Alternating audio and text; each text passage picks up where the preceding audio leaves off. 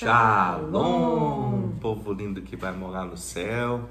Bom dia, que Deus abençoe o nosso dia, que seja um dia repleto de bênção, de paz, guardado pelo nosso Senhor e Salvador Jesus Cristo. Aqui estamos nós, mais um dia para gravar esse devocional, essa meditação da Palavra de Deus. É notório que quando a gente se dedica a meditar na Palavra de Deus, não simplesmente ler, mas olhar atentamente o texto, deixar fluir o Espírito do Senhor, a gente sente o toque do Espírito Santo, sobre a Palavra, e isso edifica a nossa vida. Então se permita ser tocado pela Palavra, a sentir, tentar sentir aquele momento, aquele acontecimento, se permitir ser tocado pelo Espírito Santo, ter essa sensibilidade, esse feeling, de viajar no tempo, no contexto da palavra. Isso é tão bom.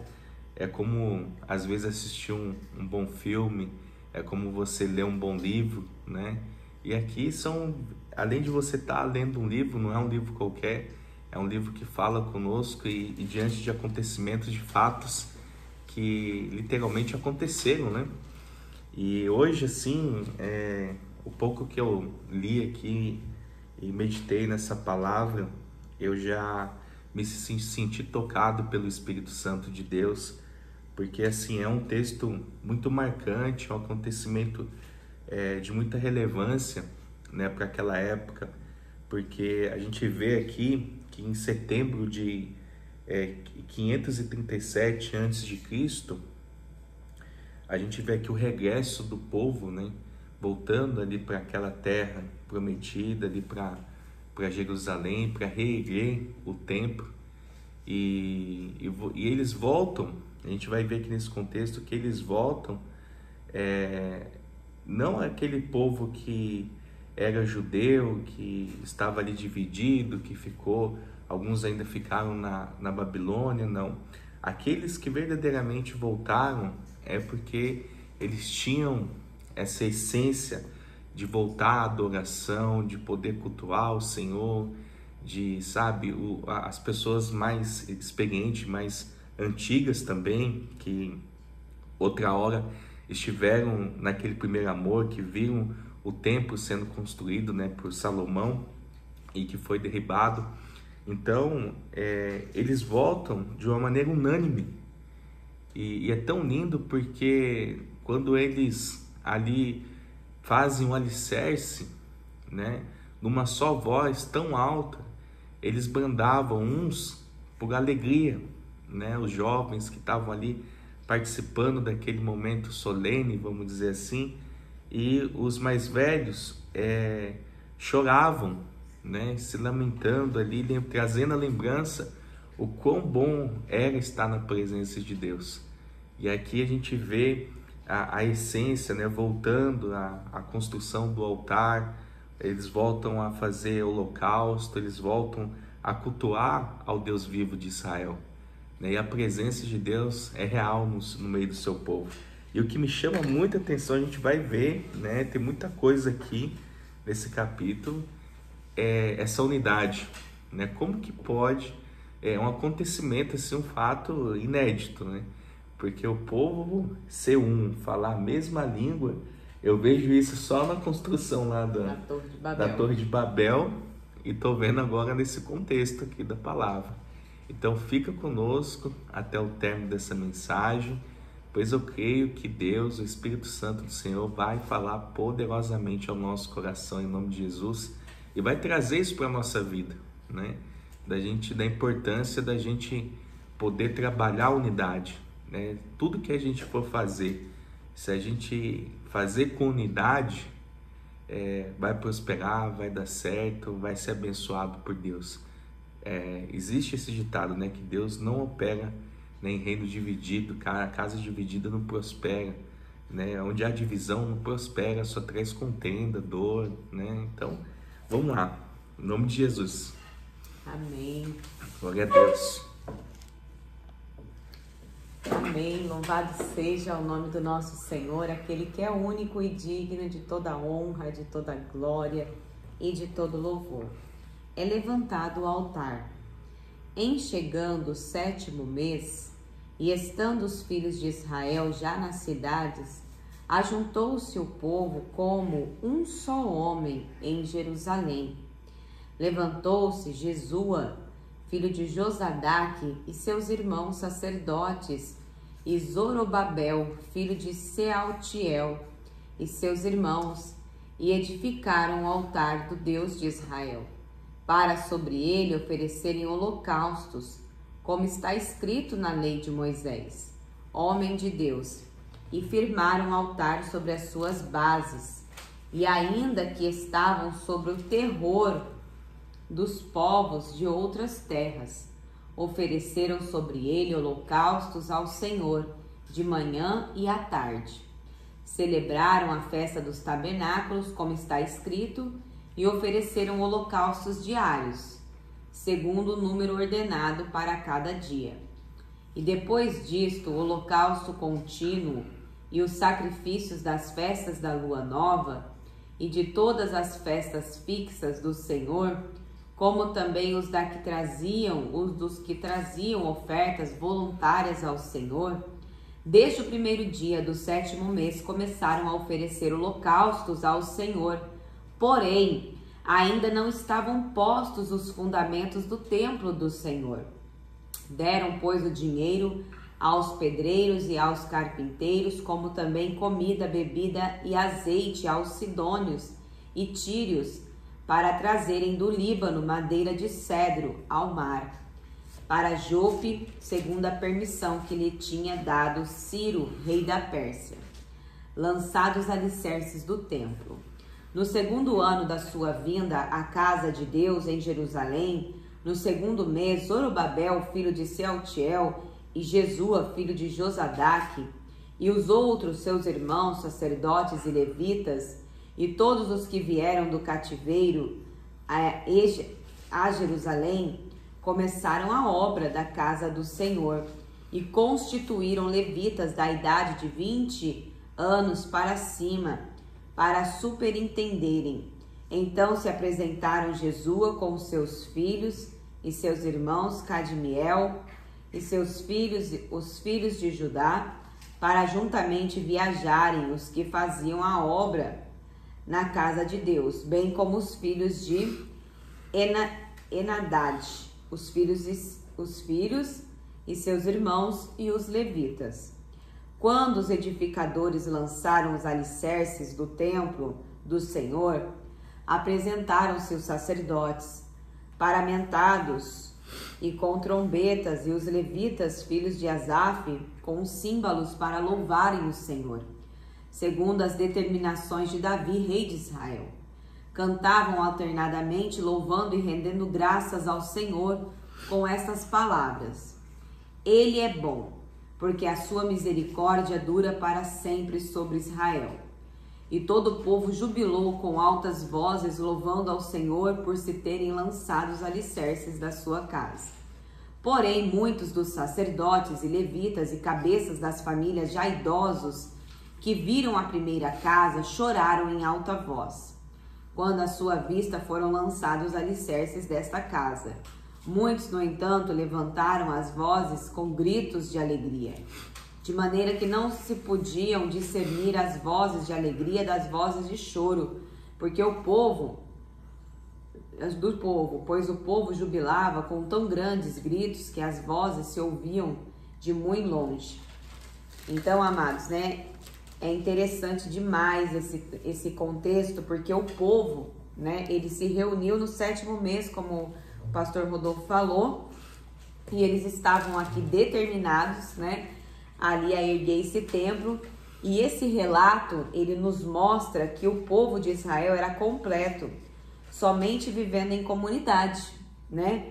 O templo e as suas atividades de culto eram, sem dúvida, o centro da atenção do povo de Deus. A princípio, os exilados se dirigiam às suas próprias cidades, mas logo voltaram a Jerusalém para trabalhar na reconstrução do templo. Quando os alicerces foram lançados, os gritos de alegria e o choro de homens, mulheres e crianças se misturaram, formando um som alto que podia ser ouvido de muito longe, e indicando as emoções profundas dessa ocasião. As memórias daqueles que haviam visto o esplendor do Templo de Salomão se misturaram com a empolgação dos preparativos para um novo templo, né? E se a gente parar para observar a lei de Moisés, ela fornecia instruções para o culto. Apesar de essas prescrições terem sido observadas durante cerca de 400 anos no templo, construído no reinado de Salomão, os judeus no exílio não mantiveram as formas tradicionais de culto. Agora, a reconstrução do templo é acompanhada do restabelecimento do culto e dos sacrifícios em Israel. No entanto, o sistema sacrificial nunca mais teve o mesmo nível de importância da época anterior ao exílio. Até mesmo porque hoje nós sabemos que Deus, né, o nosso Deus, não habita em templos feitos pelos homens, né? Pode o homem criar um tabernáculo, fazer uma morada para que Deus pudesse habitar? Davi questionou isso, né, ao profeta, que ele estava incomodado, que como que ele poderia estar morando no palácio e Deus está numa cabana, né? Em tendas, e aí Deus lhe deu uma lição de moral, falou assim: Davi, por acaso não fui eu que tirei por detrás das ovelhas malhadas e te fiz se tornar rei em Israel? E pode você querer construir algo para a minha habitação? Se eu estou numa tenda, se eu estou no templo, seja o que for, é o desejo do Senhor, né? A vontade é dele, é dono de tudo.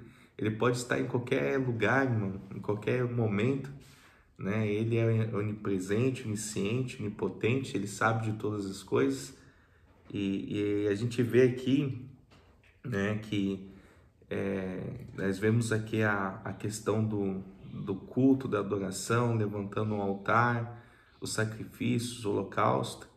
Tudo isso era a devoção do povo ali no Antigo Testamento. Eles viram muitas coisas, mas hoje nós também, né? Nós sabemos que o nosso Senhor Jesus, ele habita no meio de nós, ele foi ao Pai para preparar um lugar e deixou sobre nós o Espírito Santo, que faz morada dentro de mim, dentro de você.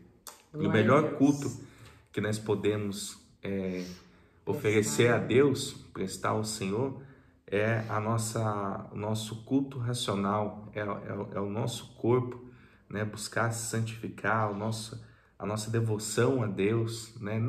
Não por pesar, né? Não porque a lei pede isso, aquilo, mas porque você ama a Deus, porque você sente prazer nas coisas do Senhor, né? Eu fico assim, né, constrangido, eu fico aqui imaginando que a alegria é essa que eles gritavam, misturada com choro, e essa alegria, e se ouvia de muito longe, e essa unidade que a gente é muito difícil de ver hoje, nos tempos em qual nós estamos, né? Se tem um povo que era para ser unido e hoje cada vez eu vejo mais dividido, é o povo de Deus, né? Então, assim, falta essa unidade no meio cristão, né? Falta essa unidade no meio dos irmãos.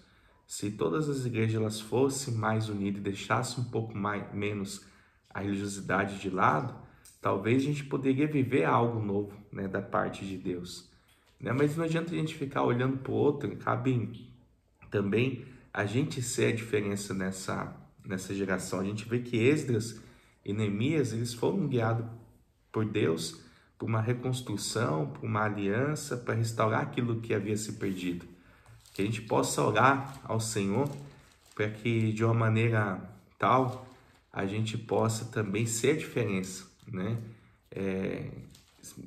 Quando a gente está mais próximo de Cristo, quando a gente medita na palavra, a gente se torna discípulo, a gente vai se tornando parecido com Cristo. E na medida que nós vamos nessa caminhada, galgando, aprendendo com o Senhor, a gente vai ter atitudes, né, de demonstração de fé, atitudes de demonstração de pessoas que creem em milagre, demonstração de pessoas que têm fé, demonstração de pessoas que não guardam mágoa, não guardam rancor, mas que a sua palavra que sai da boca são palavras de bênção, de vitória, de mudança de destino, não murmuração, não condenação. Não adianta a pessoa dizer que é de Cristo, que medita na palavra, que faz e acontece, mas as suas atitudes dizem totalmente ao contrário, né? Cai por terra.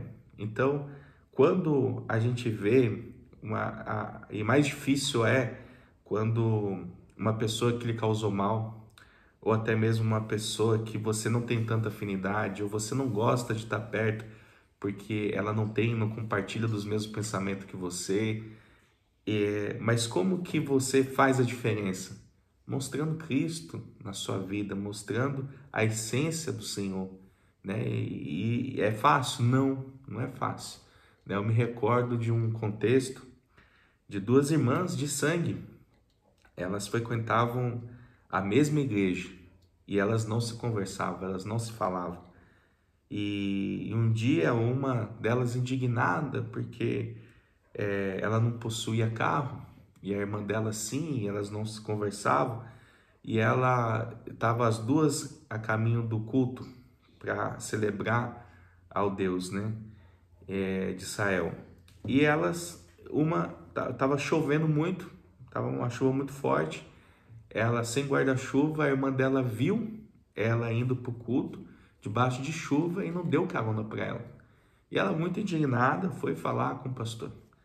Pastor, olha, eu não sei que mal que eu fiz para minha irmã, porque, olha, faz tanto tempo que a gente não se fala, a gente congrega na mesma igreja, o senhor sabe, e há essa rincha, essa rivalidade entre a gente, enfim, a gente não se dá, a gente não pode nem conversar nada, que a gente está se bicando, então a gente prefere se afastar. O que eu devo fazer, Senhor, né, pastor, para que essa situação mude?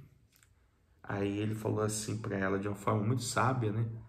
Ele falou assim: ambas, vocês duas congregam aqui conosco há tanto tempo e parece que não aprenderam nada, porque você crê em Cristo? Ela falou sim. Você entende que você é discípula de Cristo? Ela falou sim. Então a maneira de você poder reconciliar com a sua irmã, ainda que ela não enxergue, é você mostrar que na sua vida você tem Cristo, que você não vai revidar o mal com o mal, mas com o bem, que você vai tratar ela bem, que você vai mostrar a essência de Cristo para ela, porque você entendeu a mensagem. Aí ela falou: nossa, é verdade, né? Como que eu vou mudar essa situação se eu estou agindo na carne, né? Da mesma forma que ela me trata, eu também revido. Então, se tem uma coisa que quebra todo jugo, é o amor, é o perdão, né? É a gente poder fazer a diferença, né? E isso a gente só aprende, irmão, numa caminhada, estar sendo discípulo, ser humilde, né? Ao ponto de reconhecer que verdadeiramente a gente vai errar, a vida não é só feita de acertos, mas reconhecer que somos falhos e pecadores. Quando a gente olha para a vida de Ezequias, né? Você vê um homem que começou bem, né? Que derrubou os altares, os postes ídolos, né? Os deuses pagãos. Ele tinha ali temor ao Senhor, através ali também um sacerdote que era Isaías que o instruía, mas em algum momento ali também ele se envaideceu, deixou o orgulho, né, se sobressair, principalmente quando Deus ainda deu aquele livramento para ele, que enviou um anjo e matou 185 mil homens ali do exército da Síria de Senaqueribe. Ele começou a receber presentes, né? As pessoas começaram a vangloriar ele, colocaram no pedestal, e ali ele ficou enfermo, né? A enfermidade atacou o orgulho dele, e nisso ele reconheceu, sabe?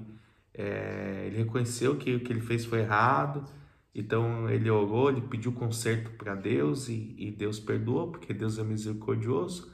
Assim também é na nossa vida.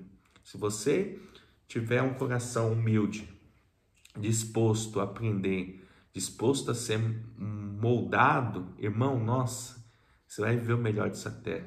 ainda que ao seu lado, ao teu redor, estejam muitas pessoas querendo o seu mal, tratando você com arrogância, sabe? Que ainda você olha e fala assim, meu Deus, você vai estar transbordando amor, você vai estar transbordando alegria, você vai estar fazendo a diferença, porque essa é a essência de Cristo, você está aprendendo com Ele, né? Você veja, o próprio Jesus, né? Foi crucificado, né? Em meio ao caos, pendurado naquele madeiro, diante de dois malfeitores, ele compunha poesia. Como que pode isso? Dizer, Pai, Pai, perdoa, porque eles não sabem o que fazem. Literalmente a gente não sabe o que faz, mas nós poderemos aprender com Jesus em nome de Jesus. Amém? Amém. Vamos orar? Senhor meu Deus e amado Pai, nós te rendemos graças, Senhor, por essa oportunidade de poder meditar num texto tão rico, tão sábio, Pai, que é ver a alegria, que é ver o choro, né, de pessoas que temiam o Senhor, que eles eram unânimes, né, como um só homem na construção do templo, na devoção ao Senhor, levantando altares, levantando holocausto, tudo para voltar à essência do primeiro amor, Senhor. E nós temos visto, Pai, que infelizmente ao mundo onde nós estamos, a geração que nós estamos vivendo, muito se perdeu dessa essência, a referência de adoração, a referência de casa de Deus. Nós estamos assim, aos nossos olhos, vendido por conta da humanidade que se perdeu nessa caminhada. Mas nós podemos nos reencontrar, Senhor, através da sua palavra, de uma maneira simples, deixando o Espírito Santo agir sobre a nossa vida. Que essas palavras, Senhor, de ensinamento, revele a nós, Senhor, o caminho que devemos seguir. Que a gente possa ser, Senhor, assim como Esdras e Neemias, constituindo, Senhor, a adoração a Deus, a devoção de uma forma que nunca vista antes, Pai. Que a gente possa ter esse privilégio de contemplar essa alegria, Pai, que esses homens, essas mulheres tiveram, ó Deus. Eu creio que isso é muito prazeroso, é muito bom, Senhor, poder sentir, Senhor, a Tua presença, o Teu toque, o Teu agir sobre a nossa vida, Pai. Revela em nós, Senhor, o Teu querer, a Tua vontade. Eu oro, Senhor, para que haja unidade, para que haja esperança, que haja pessoas verdadeiramente de fé, de ousadia, Senhor, no nosso meio, que a gente possa ver, sabe, as pessoas evangelizando na rua, retomando, Senhor, na caminhada cristã, meu Pai. Em nome de Jesus, Pai, que vidas venham ser transformadas, que vidas venham descer nas águas e, sabe, que venham ser ganhas para o Senhor, Deus. Assim nós oramos e te agradecemos por tudo que o Senhor tem feito e ainda vai fazer sobre a nossa vida. Em nome do Pai, do Filho e do Espírito Santo. Amém. E graças a Deus. Lâmpada para os meus pés é a palavra do Senhor. E luz que clareia o nosso caminho. Que Deus abençoe seu dia. Shalom. Shalom.